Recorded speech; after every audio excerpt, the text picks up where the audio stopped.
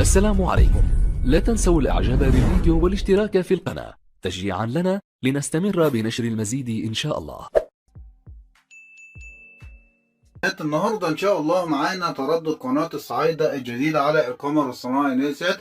طبعا الناس اللي سالونا عن التردد النهارده من خلال الفيديو ده هنبدا مع بعض نتعرف على التردد الحصري الجديد للقناه. يلا بينا عشان ما نطولش عليكم. بس في البدايه لو حضرتك اول مره تشوفني يسعدني وشرفني ان انت تنزل تشترك معايا في القناه وتفعل زر الجرس عشان يوصلك كل مواد جديد وحصري ان شاء الله. ففي البدايه كده عايزين نصلي على النبي ويلا بينا نشاهد الفيديو ده للنهايه. طيب عشان اضيف التردد بروح على كلمة اضافة باللون الاحمر زي ما باين قدام حضرتك.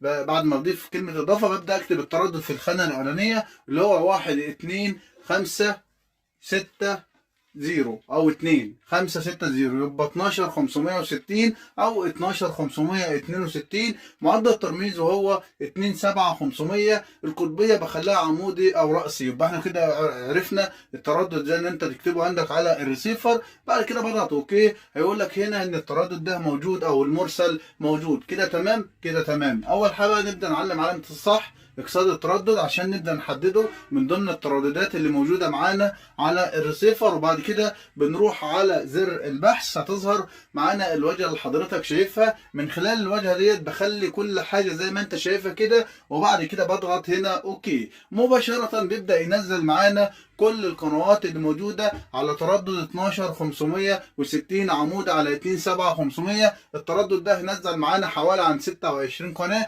بضغط على كلمه نعم ويلا بينا نروح نشوف القناه ديت بعد ما نزلت على الريسيفر.